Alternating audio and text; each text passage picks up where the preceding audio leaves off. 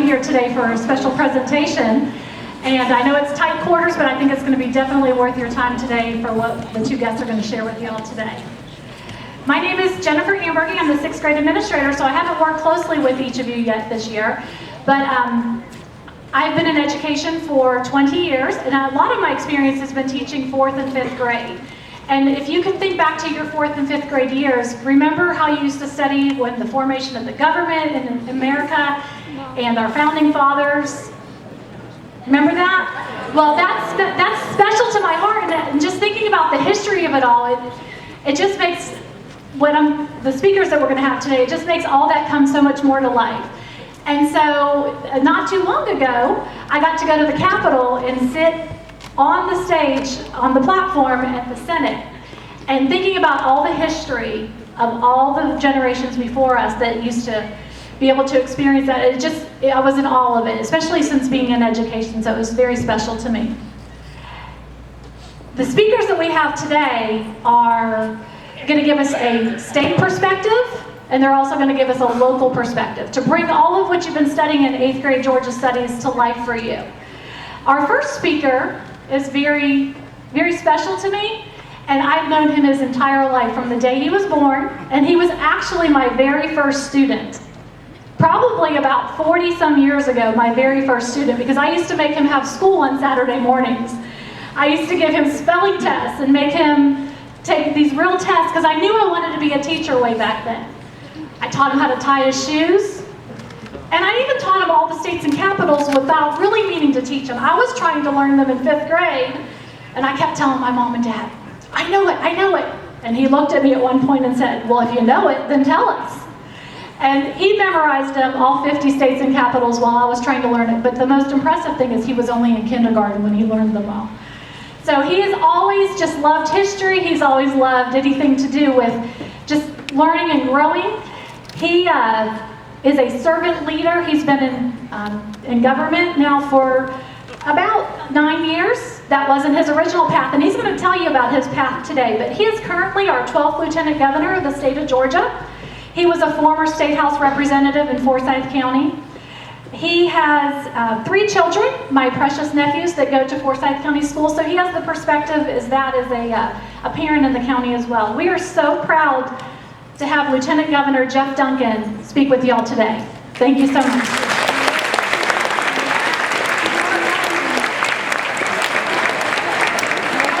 Thank you very much. You run the risk when your sister introduces you that she embarrasses you, so thank you for not embarrassing me. Honored to be here. I got to tell you all something.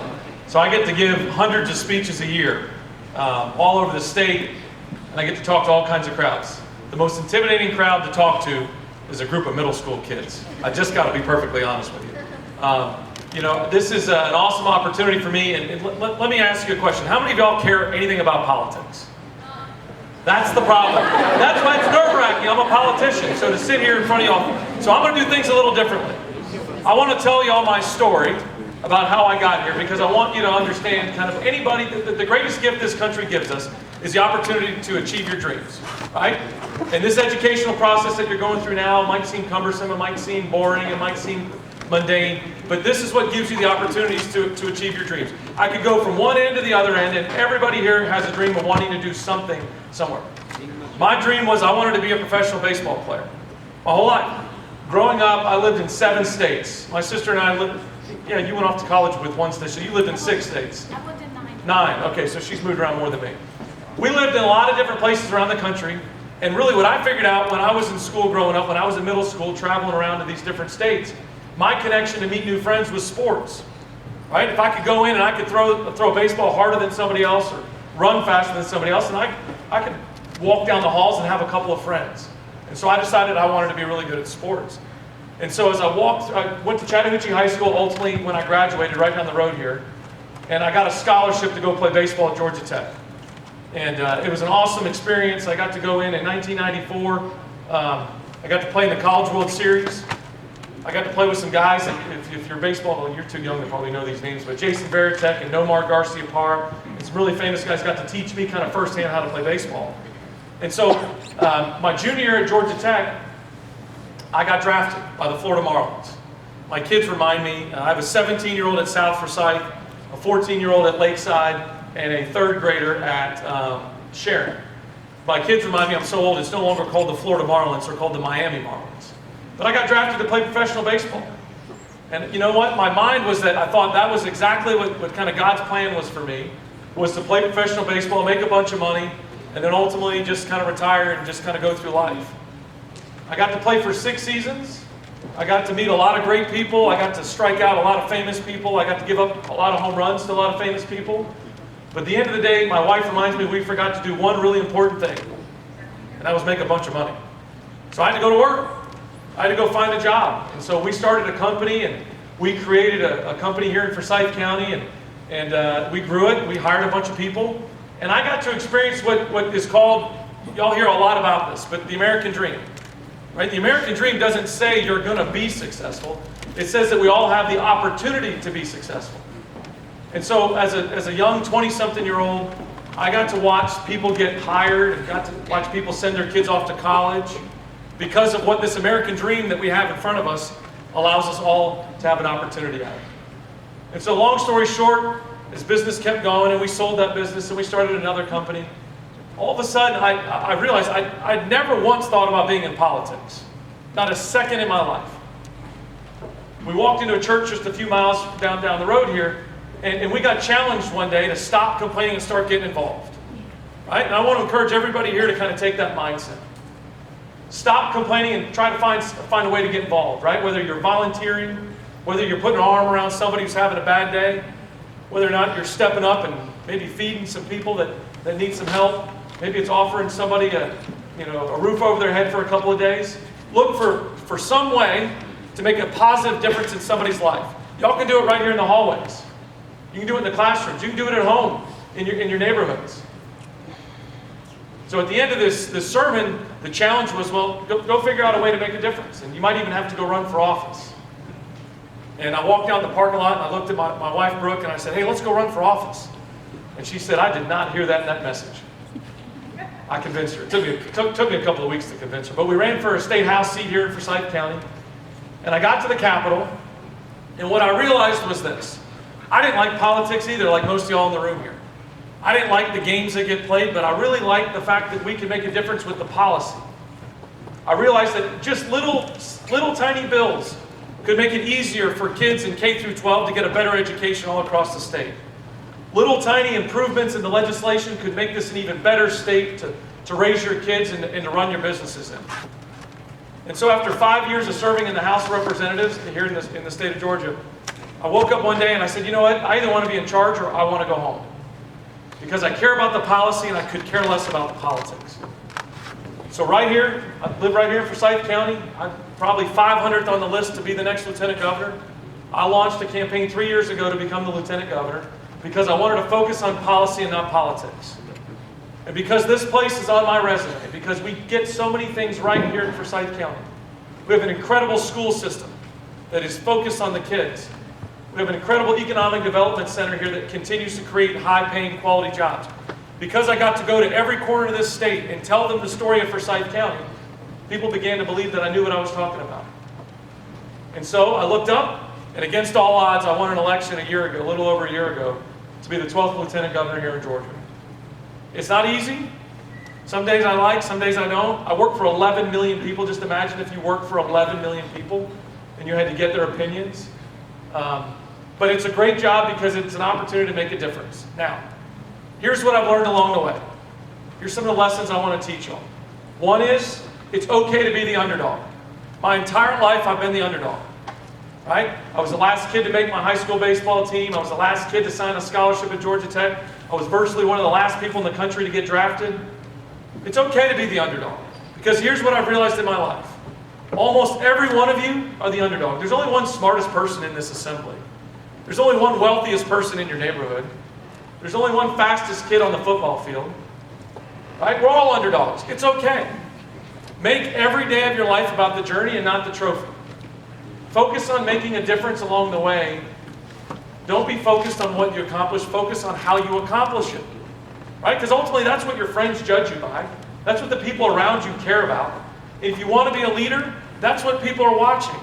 not what you accomplish, but how you accomplish it.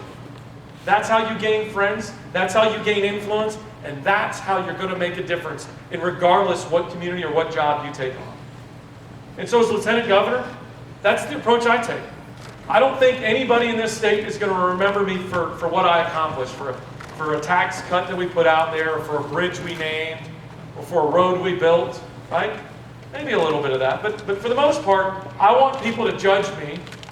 I want people to remember me on how I accomplished what we've accomplished, right? That's important to me. As I walk into my house and I'm raising my 3 boys and have kids that I coach, there could be kids in here. Where's Mitchell Dunlap at? Are you really 6'4"? Your dad texted me this morning. I got to be on, or 6'2", whatever you are. You're really tall. I got to coach kids all over this community. I got to watch. I want them to watch that I'm doing what I said I'm going to do. So this job of Lieutenant Governor. Now look, we got to get to business. I think I got to check a couple boxes here and talk about what we do as Lieutenant Governor. It's a really, really interesting position because it's the only job in Georgia, in state government, that you have a foot in the legislative branch and you have a foot in the executive branch. So the official role of the Lieutenant Governor is to be there in case there's something that happens to the governor, which we hope never happens. Governor Brian Kemp is an incredible leader and a great friend of mine, and it's an honor to serve alongside of him. The other job is I am the President of the Senate. So the job description of being the President of the Senate carries a lot of weight to it. So there's 56 senators that represent roughly about 200,000 people across Georgia. And those 56 senators all represent their districts back home. And they come into the Senate, and as the President of the Senate, I'm the presiding officer. And so what that means is I get to manage the debate. I get to set the committees the way I want them to be set. I get to pick the chairmen and chairwomen of those committees. I get to decide what bills get assigned to those committees. I get to decide what bills come before the body for a vote. I take that very, very seriously. And if you want to be judged on how you accomplish something and not what you accomplish, then folks that are even in the other party, all right, we got Democrats and Republicans, they're watching what you're doing. And so that means I'm trying to be a fair and honest arbitrator as the President of the Senate. And so I take that job very, very seriously. As the President of the Senate, you have to manage the debate. You've got to understand what the amendments are. You've got to understand what the legislation is. You've got to understand what comes before you. It is, once session gets out, so we're in session 40 legislative days. That doesn't mean 40 calendar days, it means 40 legislative days. And at the end of that 40 legislative days, we gavel out and that's it. We don't decide any legislation, we start working on the next session as we come forward with a bill. You've got the House and the Senate. You all obviously know the 3 branches of government, but the House and the Senate, this period of time, we have what's called crossover day. So it means a bill has to pass the Senate and cross over to the House before the 28th legislative day, which is coming up next week. And then vice versa, it's got to come back over from the House over to the Senate. And then who has to sign the final bill? The governor. You're teaching them well. The governor's got to sign the final bill to become a law. Some days are easy, some days are hard, but it's an incredible honor to serve as a lieutenant governor. Not every state has a lieutenant governor. Not every state has a lieutenant governor that runs on a separate ticket and operates as the president of the Senate. I take this role very, very seriously, but I got to be honest with you. It's rooms like this that kind of make me the most humble. When I walk in here and I think about the bills we've already talked about, and we've already passed, and we've already debated in the Senate, sometimes it's a little bit, you feel like you're just staring at a piece of paper and a law. But when I walk into a room like this and I see educators that put their careers on hold, they put their big life accomplishments on hold so that they can sit here at times and educate you and bring so many of you up to a speed and an opportunity for you to accomplish your dreams. It's humbling to me. Because I stare at all of your faces. I know that I've got to do my job. Because if I don't, then you're not going to have the resources necessary to be ready for a 21st century global economy that now is going to require you to be more prepared than you've ever been prepared in generations. Right? But there's also opportunities here. There's opportunities for success like we've never had before. I think Georgia's got an opportunity to become the technology capital of the East Coast of this country. right? And y'all are part of that. If this comes online, it's because all of you have taken this educational process seriously. You've paid attention to what your dreams are. You paid attention at how you can prepare yourself for whether it's a high-paid, quality job when you graduate from high school, or go off to a technical school, or go off to a four-year school. And so I'm counting on y'all to get it right, and y'all are counting on me to get it right. And so I think that is an unbelievable opportunity for me to get it right. So it's an honor to serve as Lieutenant Governor. It's humbling to serve as Lieutenant Governor. And I look here and I think that there's an opportunity for one of y'all in this room could be a state senator or a House rep or a mayor. But not until we're done running. Just let us stay in our jobs for a while. Or a lieutenant governor or the next governor. That's what this American dream allows us the opportunity to be able to accomplish. So do I have time to answer a couple of questions? Y'all are always the best question askers. Can I ask, anyone have a question? I get one veto if I don't like the question. Yes, sir, go ahead.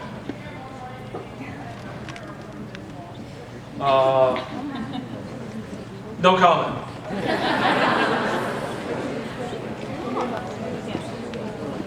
Say that one more time. I didn't study politics at all, so that's the craziest thing in the world. I never once thought about being in politics. When I won a state house race here in Forsyth County in 2012, I walked into the Capitol in 2013 to get sworn in. It was only the second time I'd ever been to the Capitol. The first time was to tape my campaign video. The second time was to get sworn in with my family. And that to me is the unique thing about the way our government operates in this country. You don't have to be in some sort of royal family. You don't have to be in some sort of predestined line of success. Anybody with hard work and focus on the details can convince people to vote for you to go represent them. And I was one of those people. I never, in a million years, if I was sitting in an 8th grade assembly, I never in a million years would have thought I'd be standing here with a coat and tie, or with a tie. I ditched the coat in the car. I figure y'all cared. That's the opportunity in front of us. Yes, ma'am.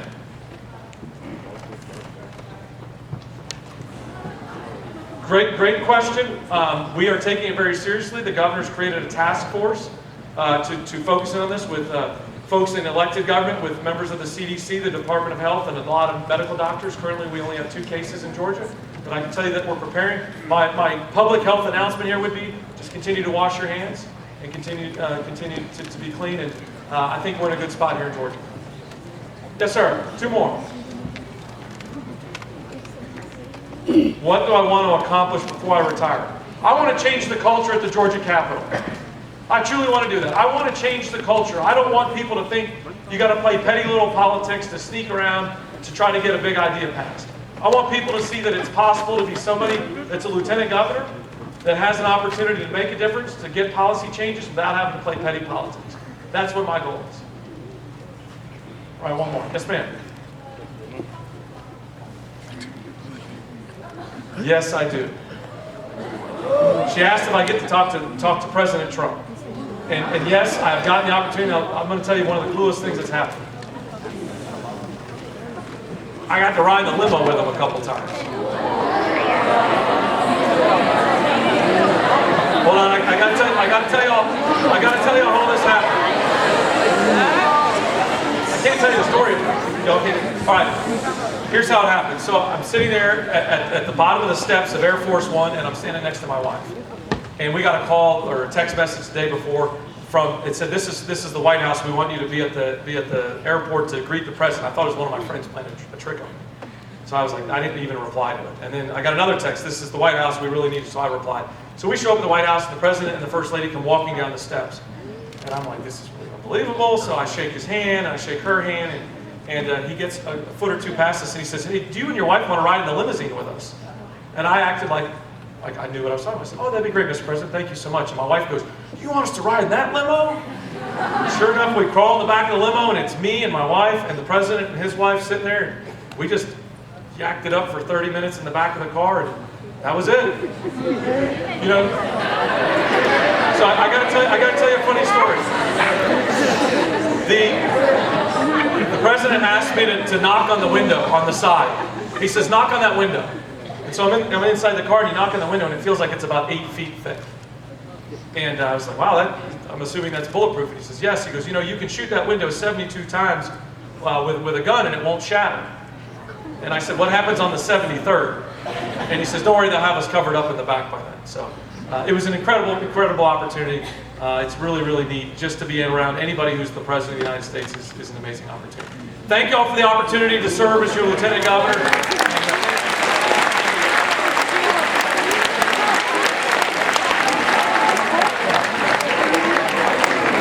What an honor it is to have Lieutenant Governor Duncan with us today, but more importantly to have my little brother with us today. So I really appreciate being here. We're going to send you with a piece of Otwell to take with you.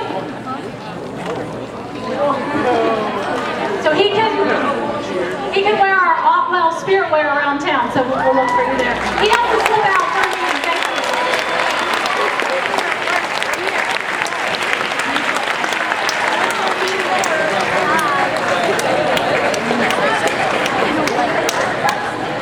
That brought such a better perspective, I know, for me, just being able to hear about the state perspective on the laws and the executive and legislative branch.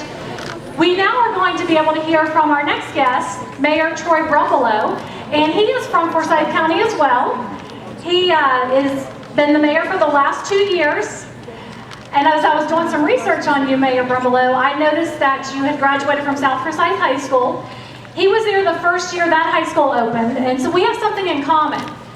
I went to Mount Perrin Christian School, and so I was there the inaugural year as well. So we were both our class presidents the year that the school opened. However, he was also valedictorian of his class senior year, and I didn't have that honor, but very disciplined man, probably someone who was a leader, like several of you here who like to just be a leader, you know, all the way through school.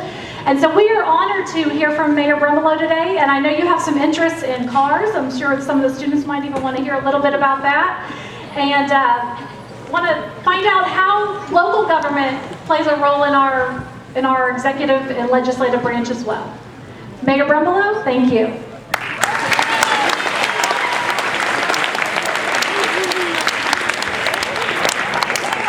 I'm sorry you're all going to get let down. You know, you got the lieutenant governor and then you got the mayor of a small town, but me and the president went to dinner last night. So, like she said, born and raised here, and that was really the reason that I wanted to become the mayor. I never dreamed of being the mayor or in politics, but living here, seeing how the city and the county had changed, and also in a lot of ways how it hadn't changed, is what spurred me to run.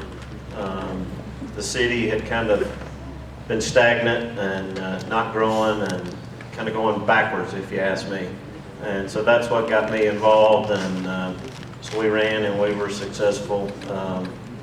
The previous mayor that we had did a good job. He'd been in office for a total of 51 years. I'm not going to be in office anywhere near that long. I don't want to be. But our biggest thing, we want to get our city center done. It'll be a cool place for all you guys to hang out. You're welcome to come at the amphitheater at any time and do your homework or just hang out. It's a safe place for y'all to go. Great restaurants and shops, and who knows, some of you may be working there later. There'll be walking trails and miniature golf and all that. The city government, to get into that a little bit, you got the federal government, then you got state government. So then inside that, we have the county government, and then you have the city government. So the city and the county government are really equals, but we're over a smaller area. There are 520 cities in the state, and there's 159 counties. So there are different forms of city government. We are what's called a weak mayor, strong council form of government.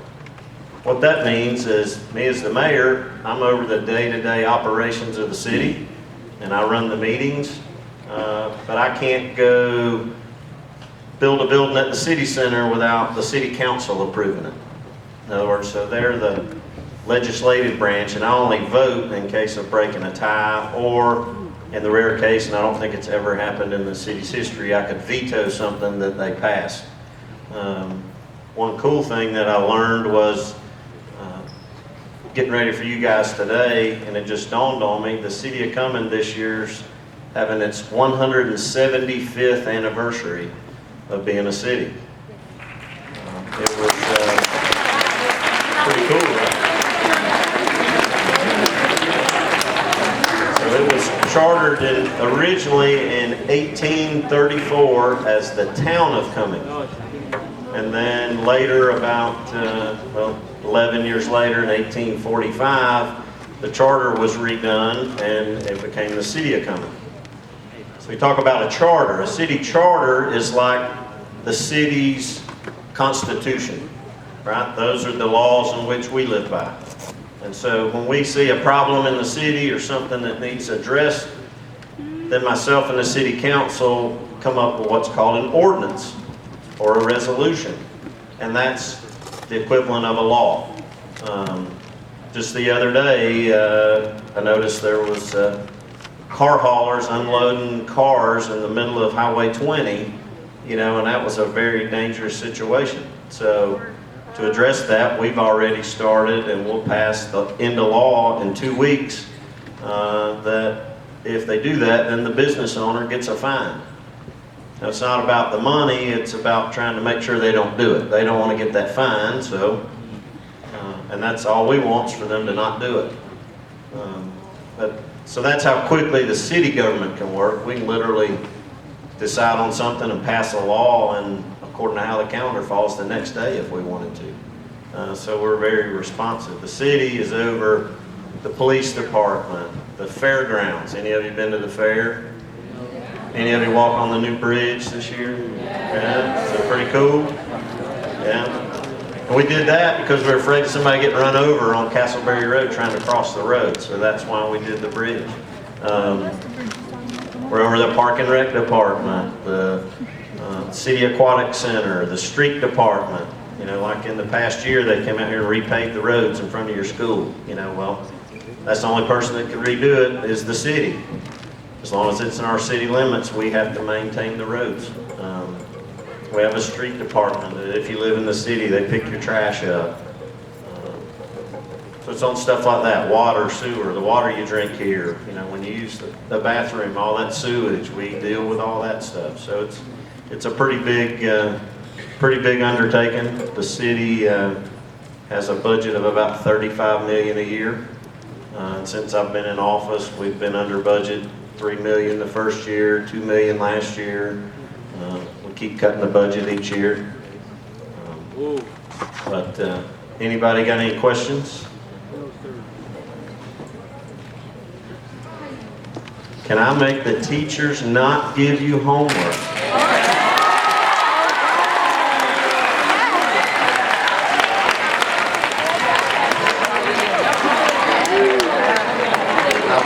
I probably could, but I'm not going to.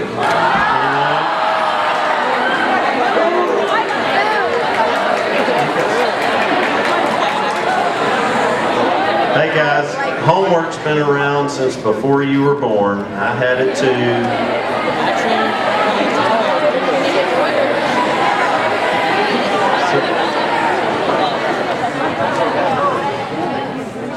Say again. Favorite part of my job, I can tell you, and this is a little sappy, but actually earlier this morning, being the mayor, you asked a question earlier, did he make more money as the lieutenant governor or the mayor or baseball player? Well, some of you guys' allowance is probably more than I make as the mayor. The mayor makes $12,000 a year. Now, if any of you are getting that much in allowance, I need to talk to your parents, but that's below the poverty line, right? But I still put in 50, 60 hours a week as the mayor, but I have to have another job, to pay the bills. So I've been building houses and doing remodeling, and I've done some other businesses through the years. But this morning, I went and read a book to preschoolers, 3 to 5-year-olds. And when I got done, they all came and mobbed me and hugged me and wouldn't let go. So that's sappy, but that was really cool, And the fact of being over the city, we're over a smaller area, so things that we do, like the Christmas parade, people enjoy it and they can actually tell you about it. Can I eliminate Common Core? No, that's on the state level. So it's out of my hands. She asked me, what about East High School? Well, East High School is a long way outside of the city limits, so we have no control. We don't have any control over the school board. I was joking about the getting rid of homework, but the city limits of Cumming is only 6 square miles, right? There's only 6,500 residents inside the city, but yet we have about 65,000 people each day that are in the city, but they don't live in the city.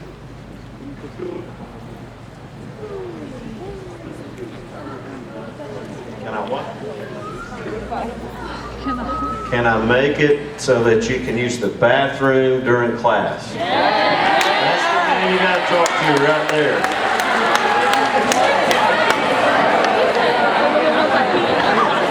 Hang on, I can't hear.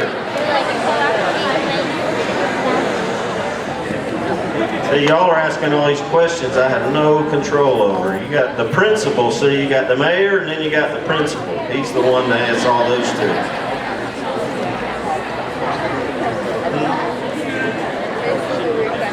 So what's day-to-day life for me? So this morning, I had to go meet a contractor this morning for breakfast, have a breakfast meeting, then I had to go read a book. Then I had to go to City Hall, then I had to go home and change and look a little better and come here for this, and then I got to leave here and go meet with a customer about remodeling their house, and then I'll have go home and hopefully have dinner. So I have to do a lot of juggling in my schedule to be the mayor and be able to make a living other ways.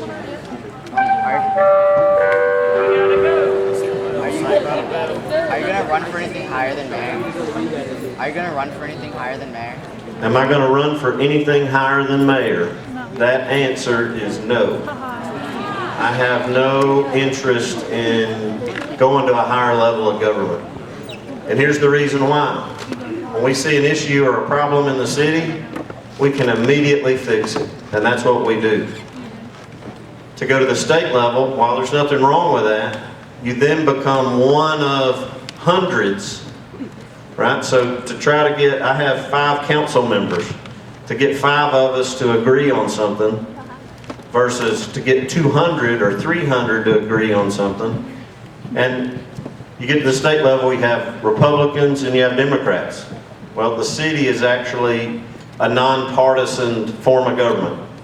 Now, we all might be Republicans or Democrats, but we're actually independents.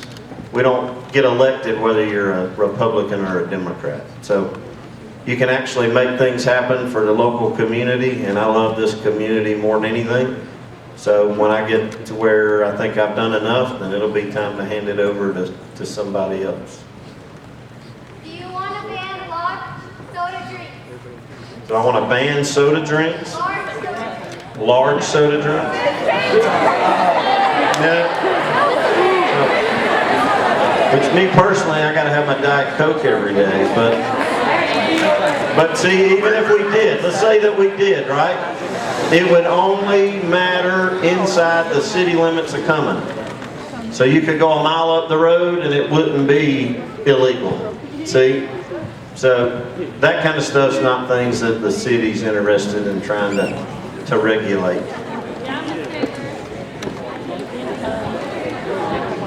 My favorite what? Favorite car? Well, I don't know if any of you have seen it in some of the parades, but I got a Bandit Trans Am, like Smokey and the Bandit. And I once built a car that we named it Frankencuda. Has anybody seen Fast and the Furious movies?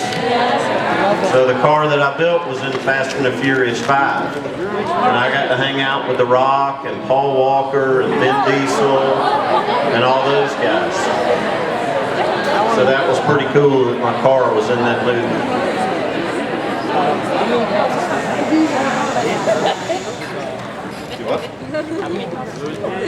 How many houses do I have? Remember how much I said I made? $12,000 a year? I only have one. And I don't have a private jet or anything like that. Do you have any children? Have any children? I've got a son, Zach, that graduated from Central, and he's doing biomedical engineering at Mercer University in Macon. And then my daughter Riley went to school here, and she's a sophomore at Central. So I got 2 kids, a boy and a girl. Why did I decide to run for mayor? Well, this is my hometown, and I thought it was in need of a change to kind of get the city moving forward. And that's why. The previous mayor had said he was going to retire, so I decided to run. Then he later changed his mind, and we ran against each other.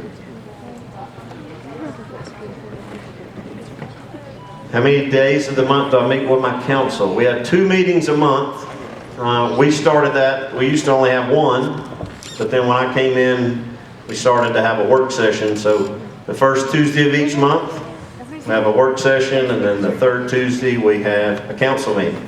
Now there might be other times that I'll run into them, or I might meet with them and talk to them personally, but you can only meet, and if there's over 3 of the council there, plus myself, it has to be a public meeting. So you have to advertise it in the paper, have it at a public place, that kind of stuff.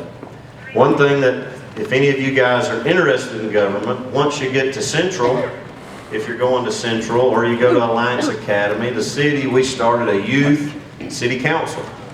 So we actually have 9 kids from Central and Alliance that kind of do the same duties that we do, and then they'll bring ideas. They'll meet at City Hall and have meetings in the council chambers, and then they'll bring ideas to me in the city council, and then some of those things may get enacted. They're working on a beautification project now that I'm certain that will end up passing. What? Where did I get my car repaired? I changed my own oil. So, and I work on my own cars. Yep. Well, guys, thank you. I hope you learned a little something.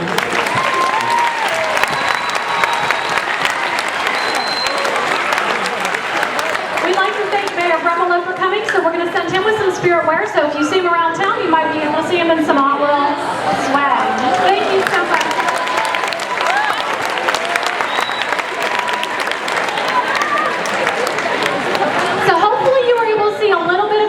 Between how quickly local government can work and make some changes and the number of people that actually live within the city limits, and then compare that to state government and how it's more of a process and trying to get everybody in the state to agree so that you can formally pass something, because you're not just passing it for your area, you're passing it for the entire state. And then next step up from that, what's above state government? President. Federal government. So you can imagine trying to get 50 states to agree on things. Hopefully that helped bring some of the standards a little bit more to life for you. I know you're studying this actively in your classes this year for Georgia Studies. I know you started studying it in elementary school, so each year you learn a little bit more, but your teachers do a great job of teaching it. We just wanted to try to give you a little personal connection to state and local government. Let's give one more hand to Mayor Brumbalow.